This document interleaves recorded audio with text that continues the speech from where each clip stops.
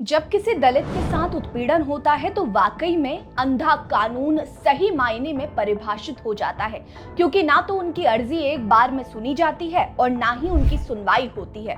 महीनों लग जाते हैं केवल मामला दर्ज कराने में। तो जरा सोचिए, न्याय को कितना समय लगेगा। नमस्कार, मेरा नाम है रीटा। आज की इस वीडियो में मैं आपको पिछले 24 घंटों में दलितों के साथ होने वाली उन घटनाओं के बारे में बताऊंगी जो सोशल मीडिया पर ट्रेंडिंग पर है, लेकिन सुनवाई के नाम पर कुछ भी नहीं है। दलितों से जुड़ा सबसे पहला मामला उत्तर प्रदेश के जौनपुर से सामने आया है, जहां कथित तौर पर प्रेम प्रसंग के चक्कर में एक 22 साल की दलित महिला को अपनी जान से हाथ धोना पड़ा। यह घटना सुजानपुर थाना क्षेत्र के सुल्तानपुर नरहरपुर गांव की है। पीड़ित दलित परिवार ने पुलिस को बताया कि उनकी 22 साल की बेटी रोशनी उर्फ रुचि गौतम किसी काम से घर से बाहर निकली थी, लेकिन वो देर रात तक घर नहीं लौटी और ना ही उससे कोई संपर्क हो पा रहा था, जिससे घबराए परिजनों ने तुरंत रुचि की तलाश शुरू कर दी।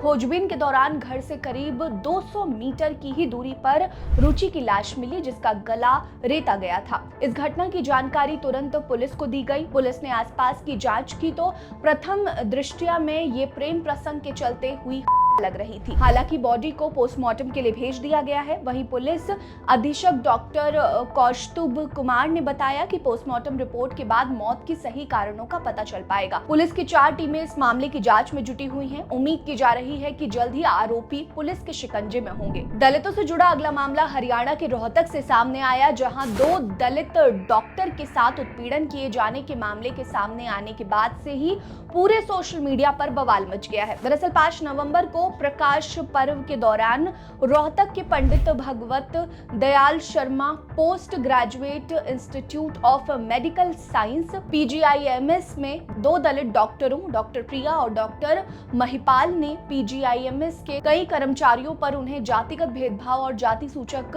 बातें कहकर उत्पीड़न करने का आरोप लगाया है। वहीं इस मामले में गुरुवार को जांच किए जाने की उम्मीद की जा रही है। बता दें कि डॉक्टर प्रियंका और डॉक्टर महिपाल पिछले 15 सालों से पीजीआईएमएस में कार्य कर रहे हैं और उनके काम में कभी कोई शिकायत नहीं आई है, लेकिन दलित होने के कारण उन्हें लगातार शोषण सहना पड़ रहा है। इस खबर के सामने आने के बाद दलित समाज दोनों डॉक्टरों के लिए खड़ा हो गया है और इस मामले की निष्पक्ष जांच की मांग की जा रही है। हालांकि अभी तक संस्थान की तरफ से इस मामले में कोई प्रतिक्रिया सामने नहीं आई है। दलितों से जुड़ी अगली खबर उत्तर प्रदेश के बरेली से सामने आई है, जहां पुलिस वालों की दादागिरी के कारण एक दलित बुजुर्ग को अपनी जान से हाथ धोना पड़ा। ये घटना शाहजहांपुर के तिलहर थाना क्षेत्र के अंतर्गत आने वाले मौजमपुर गांव का है, जहां एक हत्या के मामले में पूछताछ के लिए आई पुलिस ने 55 साल के सत्यभान को छत से धक्का दे दिया। जहां घायल अवस्था में सत्यभान को पहले तिलहर अस्पताल ले जाया गया, लेकिन हालात बिगड़ते देखकर बुजुर्ग को शाहजहांपुर मेडिकल कॉलेज रेफर कर दिया गया, लेकिन इलाज के दौरान उनकी मौत हो गई। इस घटना का एक वीडियो भी सोशल मीडिया पर तेजी से वायरल हो रहा है, जिसमें सत्यभान ने स्वीकार किया है कि सब इंस्पेक्टर राहुल सिसोदिया और एक कांस्टेबल जबरन उनके घर में घुस गए, उनके साथ काफी बुरा व्यवहार किया और जब सत्यभान ने इसका विरोध किया तो दोनों ने उन्हें छत से धक्का दे दिया। इस खबर के सामने आने के बाद शाहजहांपुर के एसपी राजेश द्विवेदी खुद मामले की जांच कर रहे हैं। उन्होंने बताया कि दोनों पुलिस वालों के खिलाफ गैर इरादतन का मामला दर्ज कर लिया गया है और मामले की जांच शुरू कर दी गई है। बताते चले कि सत्यभान बसपा पार्टी के सदस्य हैं और कटारा विधानसभा क्षेत्र के जोनल प्रभारी भी थे। इस घटना से बसपा कार्यकर्ताओं में काफी रोष फैला हुआ है। वो दोनों पुलिस वालों के खिलाफ निष्पक्ष जांच की मांग कर रहे हैं। फिलहाल इस मामले की जांच जारी है। आगे की सुनवाई के बाद ही पता चलेगा कि आगे क्या होगा। दलितों से जुड़ा अगला मामला दिल्ली के विश्वविद्यालय से सामने आया, जहां 19 साल की दलित छात्रा ने गोविंदपुरी में किराए के अपने फ्लैट में फांसी लगाकर क्या कर ली। मृतक छात्रा दिल्ली यूनिवर्सिटी के देशबंधु कॉलेज में पढ़ती थी। वहीं मृतका अभी हाल ही में जेएनयू में प्रेसिडेंट की पोस्ट के लिए चुनाव लड़ रहे कैंडिडेट राजरत्न राजौरी की बहन थी। राजरत्न बिरसा अंबेडकर फूले स्टूडेंट एसोसिएशन के सदस्य हैं। वहां उनकी बहन की मौत को लेकर राजा रत्न ने पुलिस और डीयू पर लापरवाही का आरोप लगाते हुए जातिगत भेदभाव का आरोप लगाया है।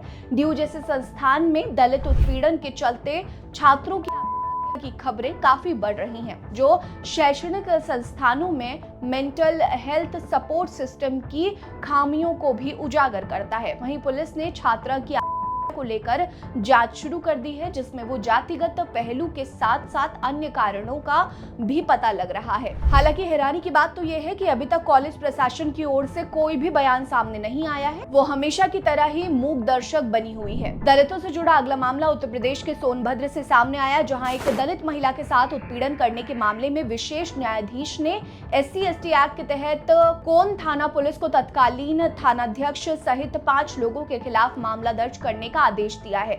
मामले की जांच कर रहे CEO के मुताबिक सोनभद्र के कोन थाना क्षेत्र के गोरसिंगा गांव में 8 अगस्त की सुबह करीब 9 बजे फूलवंती देवी ने तहरीर दी थी कि गांव की जमीन विवाद को लेकर गांव के ही चंद्रावती देवी, संगीता देवी, बेबी देवी समेत कई लोगों ने लाठी डंडों से उन पर और उनकी बेटी पर हमला कर दिया था। लेकिन जब गंभीर हालत में दोनों माँ बेटी अस्पताल पहुंचे तो डॉक्टरों ने इलाज के लिए पहले थाने से अनुमति लाने को कहा, लेकिन तत्कालीन प्रभारी निरीक्षक ने ना तो मेडिकल देने की अनुमति दी थी और ना ही इस घटना के खिलाफ FIR दर्ज की थी। जिसके बाद CO ओबरा को अर्जी दी गई। जब जाकर प्राथमिक उपचार तो हुआ, लेकिन मेडिकल जांच तब भी नहीं हुई, जिसके कारण पीड़िता को अदालत का सहारा लेना पड़ा। जिसके बाद कोर्ट ने इस मामले में भी सभी 5 लोगों के खिलाफ मामला दर्ज करके जांच शुरू करने के आदेश दिए हैं। फिलहाल इस मामले की जांच जारी है, जिसमें पुलिस अधीक्षक की भूमिका पर सवाल खड़े हो रहे हैं। जांच के बाद ही आरोपियों के खिलाफ आगे की कार्रवाई शुरू की जाएगी। दलितों से जुड़ी इन खबरों पर आपकी क्या राय है? कमेंट सेक्शन में हमें जरूर बताइएगा। वीडियो लाइक करना मत भूलिए, चैनल जरूर सब्सक्राइब करिए।